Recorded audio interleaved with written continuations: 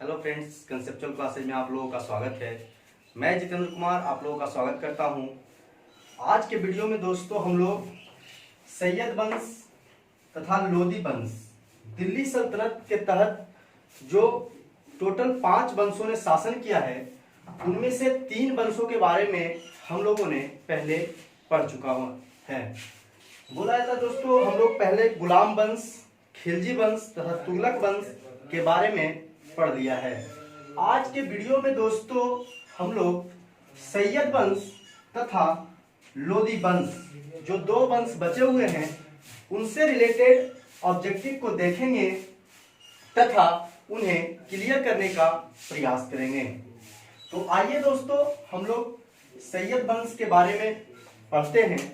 कहा जाता है दोस्तों कि जब तुगलक वंश का जो अंतिम शासक रहता है, उस पे जब तैमूरलंग का आक्रमण होता है, तो जो तुगलक वंश रहता है वो वहीं पे तहस नहस हो जाता है और समाप्ति के कगार पे चला जाता है। और तैमूरलंग का ही जो सेनापति रहता है खिज्र खां, जब वो अपने प्रदेश लौटते रहता है तो खिज्र खां को मुल्तान तथा लाहौर का जो क्षेत्र रहता है उस क्षेत्र का शासक बना देता है और वह वापस चला जाता है दोस्तों। तो यही खिज्र खां के द्वारा ही दोस्तों सैयद वंश की स्थापना की जाती है। और यह जो सैयद वंश चलता है दोस्तों, इसका जो टोटल पीरियड रहा है वह 1414 से 1451 ईस्वी तक रहा है। तो आइए हम लोग सैयद वंश के बारे में पढ़ते हैं दोस्तों। कहा जाता है दोस्तों कि खिज्र खां जो सैयद वंश की स्थापना करते हैं, वह एक न्यायप्रिय शासक थे। खिज्र खां के बारे में बोला जाता है दोस्तों कि वह एक न्यायप्रिय शासक के रूप में सैयद वंश पे राज करते हैं। बोला जाता है दोस्तों कि खिज्र खां जो थे, इसके पहले जितने भी शासक हुए वह सुल्तान की उपाधि धारण करते थे, लेकिन खिज्र खां ने सुल्तान की उपाधि न धारण करके रैयत ए आला की उपाधि धारण की थी। तो खिज्र खां ने सुल्तान की उपाधि धारण नहीं की, उन्होंने रैयत ए आला की उपाधि धारण की। खिज्र खां के बारे में बोला जाता है दोस्तों कि यह शिया वंश के शासक थे। इसके पहले जो 3 वंश पढ़े हम लोगों ने, उन तीनों वंशों में तुर्क शासक ने शासन किया, लेकिन खिज्र खां जो रहते हैं वह शिया वंश के शासक रहते हैं। खिज्र खां के बारे में बोला जाता है दोस्तों कि तैमूरलंग का जो पुत्र रहता है शाहरुख, जो अपने प्रदेश में राज करते रहता है, उन्हें खिज्र खां प्रत्येक महीने उपहार के रूप में धन भेंट में भेजा करते थे। और वह धन इसलिए भेजते थे ताकि शाहरुख को लगे कि हमारे प्रतिनिधि के रूप में ही खिज्र खां भारत में शासन कर रहा है। तो इसी कारण खिज्र खां शाहरुख को प्रत्येक महीने भेंट के रूप में धन भेजा करता था। दोस्तों कहा जाता है कि खिज्र खां के 2 पुत्र हुए, मुबारक शाह और फरीद खां। जब खिज्र खां की मृत्यु हो जाती है दोस्तों, तो उनका जो मुबारक शाह जो बड़ा बेटा रहता है, वह सैयद वंश की गद्दी पे बैठता है और सैयद वंश का अगला शासक मुबारक शाह बनता है। तो 1421 में खिज्र खां की मृत्यु के बाद मुबारक शाह गद्दी पे बैठता है। मुबारक शाह के बारे में बोला जाता है दोस्तों कि यह जो रैयत आला की उपाधि इनके पिता के द्वारा धारण किया गया था, वह इन उपाधि को त्याग कर फिर से सुल्तान की उपाधि धारण करते हैं। तो मुबारक शाह दोस्तों रैयत आला की उपाधि धारण न करके फिर से वह सुल्तान की उपाधि धारण कर लेते हैं। मुबारक शाह के बारे में बोला जाता है दोस्तों कि सैयद वंश के अगर कोई सबसे अच्छे शासक हुए, सबसे ज्यादा दिनों तक शासन करने वाले अगर कोई शासक हुए तो वे थे मुबारक शाह। मुबारक शाह के बारे में बोला जाता है दोस्तों कि इन्होंने मुबारकाबाद नामक शहर 1433 ईस्वी में बसाया था। और यह जो मुबारकाबाद नामक शहर है वह यमुना नदी के किनारे बसाया गया था। तो मुबारकाबाद नामक शहर जो है दोस्तों किनके द्वारा बसाया गया, तो वह मुबारक शाह के द्वारा बसाया गया था दोस्तों। मुबारक शाह के ही दरबार में एक याहिया बिन अहमद सरहिंदी नामक इतिहासकार रहते थे। इतिहासकार का नाम क्या था दोस्तों, याहिया बिन अहमद सरहिंदी। और इन्होंने एक किताब लिखी थी तारीख ए मुबारक शाही। और इस तारीख ए मुबारक शाही किताब में मुबारक शाह के किए गए कार्यों का वर्णन मिलता है। तो तारीख ए मुबारक शाही किसके द्वारा लिखी गई दोस्तों, याहिया बिन अहमद सरहिंदी के द्वारा। मुबारक शाह के बारे में बोला जाता है कि इन्होंने अपने नाम के सिक्के भी जारी किए थे। बोला जाता है कि आगे चलकर 1434 ईस्वी में मुबारक शाह की मृत्यु हो जाती है। और मुबारक शाह के मृत्यु के बाद उनका जो चचेरा भाई रहते हैं मुहम्मद शाह, वह सैयद वंश के अगले शासक के रूप में गद्दी पे बैठते हैं। मुहम्मद शाह के बारे में कहा जाता है दोस्तों कि वह एक अयोग्य शासक के रूप में उभर कर सामने आते हैं। अयोग्य शासक होने के कारण उनका जो शासन काल का समय रहा दोस्तों वह ज्यादा दिनों तक नहीं चल पाता है। और 1445 ईस्वी में मुहम्मद शाह की मृत्यु हो जाती है। तो दोस्तों मुहम्मद शाह से ज्यादा ऑब्जेक्टिव क्वेश्चन नहीं बनते हैं, इनसे ज्यादा ऑब्जेक्टिव क्वेश्चन एग्जाम में नहीं पूछे जाते हैं। तो बस ये मुबारक शाह के मरने के बाद ये अगला शासक बनते हैं सैयद वंश के, बस ये जान लेंगे। और मुहम्मद शाह के मृत्यु के बाद अलाउद्दीन आलम शाह सैयद वंश के गद्दी पे बैठते हैं। बोला जाता है अलाउद्दीन आलम शाह के बारे में कि यह सैयद वंश के अंतिम शासक के रूप में जाने जाते हैं। अलाउद्दीन आलम शाह जो रहते हैं दोस्तों ये सैयद वंश के अंतिम शासक रहते हैं। इनका भी ज्यादा दिनों तक शासन नहीं चल पाता है और कुछ दिनों के बाद इनकी भी मृत्यु हो जाती है। और 1445 से 1451 ईस्वी तक ये सैयद वंश की गद्दी पे रहते हैं। तो यहां से कुछ ऑब्जेक्टिव जो एग्जाम के पॉइंट ऑफ व्यू से महत्वपूर्ण है दोस्तों उसको हम लोगों ने क्लियर करने का प्रयास किया। यहां से हम लोगों ने देखा, पूछा जाता है क्वेश्चन कि सैयद वंश के संस्थापक के रूप में किन्हें जाना जाता है। तो सैयद वंश के जो संस्थापक थे दोस्तों वो खिज्र खां थे।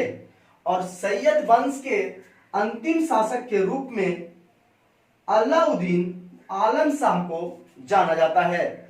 तो यहां से कभी कभी ऑब्जेक्टिव पूछा जाता है दोस्तों कि सैयद वंश के अंतिम शासक कौन हुए।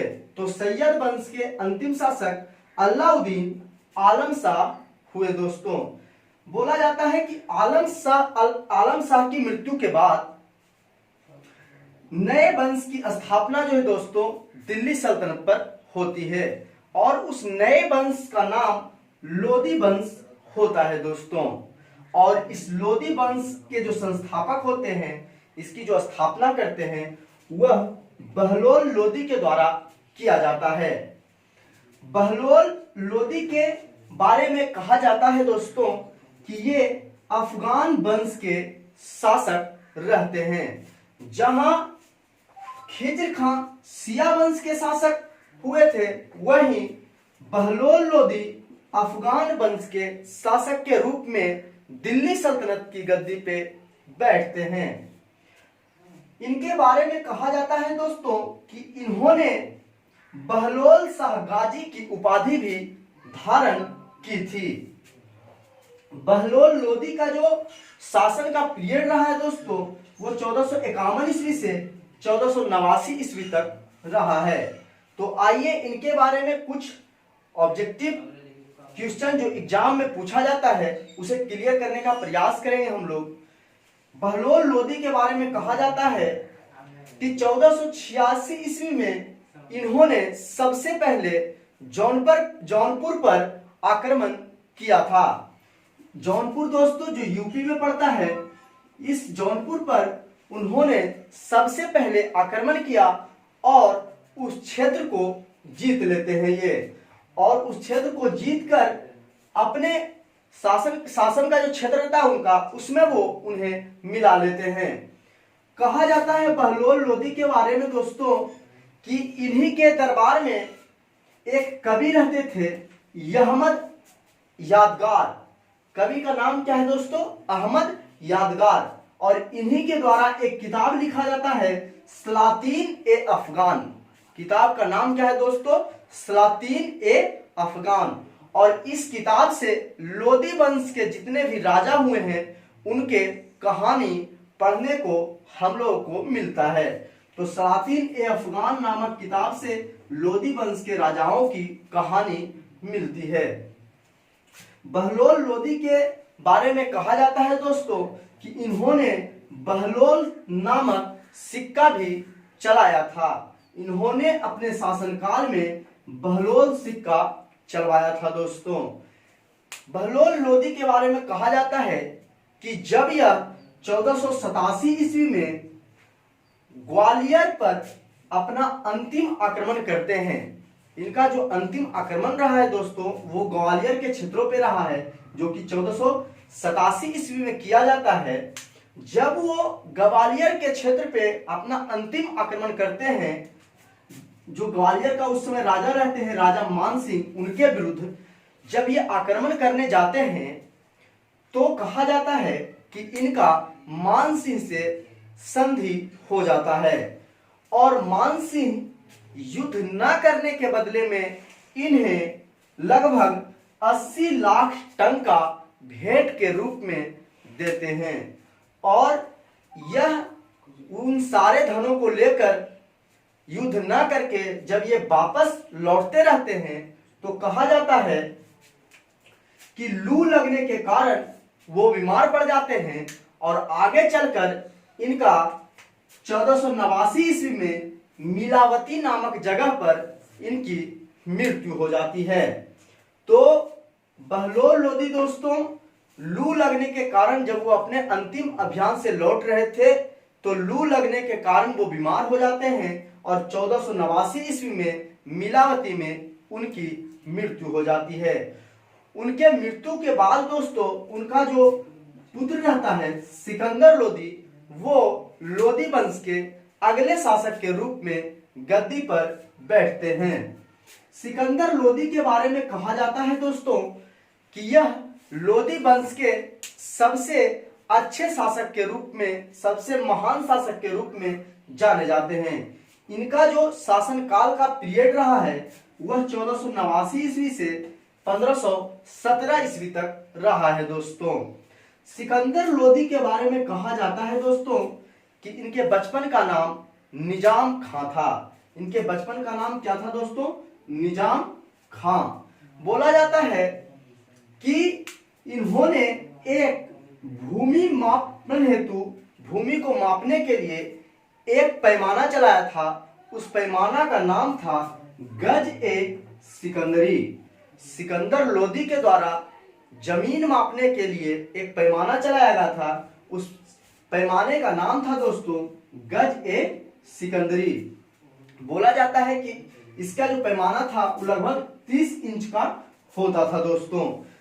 सिकंदर लोदी के बारे में कहा जाता है कि यह आगरा नामक शहर 1504 ईस्वी में इन्होंने बसाया। तो आगरा शहर जो है वो किनके द्वारा बसाया गया था दोस्तों? सिकंदर लोदी के द्वारा। 1504 ईस्वी में सिकंदर लोदी के द्वारा आगरा शहर की स्थापना की जाती है। बोला जाता है दोस्तों कि आगे चलकर 1506 ईस्वी में सिकंदर लोदी अपना राजधानी दिल्ली से हस्तांतरित करके आगरा ले आते हैं। जिस शहर को उसने बसाया था उस शहर में वो अपना राजधानी बना लेते हैं। सिकंदर लोदी के बारे में कहा जाता है कि यह एक कवि के रूप में भी जाने जाते थे। यह गुलरुखी नाम से कविता लिखा करते थे दोस्तों। ये क्वेश्चन कई बार एग्जाम में पूछा गया है कि गुलरुखी नाम से कविता कौन लिखा करते थे। तो गुलरुखी नाम से कविता जो है दोस्तों सिकंदर लोदी के द्वारा लिखा जाता था। सिकंदर लोदी के बारे में कहा जाता है दोस्तों कि इन्होंने मंदिरों को तुड़वाया, कई अच्छे मंदिरों को तुड़वाया तथा उसके जो पत्थर थे, उस मंदिर के जो बेशकीमती पत्थर थे, उन पत्थरों को कसाई को इन्होंने मांस तोलने के लिए दे दिया तथा मुस्लिम समुदाय के लोगों के लिए बोला जाता है कि सिकंदर लोदी जो थे उन्होंने चादर चढ़ाने तथा जो ताजिया निकलता था उस प्रथा पर इन्होंने रोक लगाई थी। सिकंदर लोदी के बारे में कहा जाता है दोस्तों कि इन्होंने कुतुब मीनार की मरम्मत भी करवाई थी। कुतुब मीनार की मरम्मत भी सिकंदर लोदी के द्वारा करवाया जाता है दोस्तों।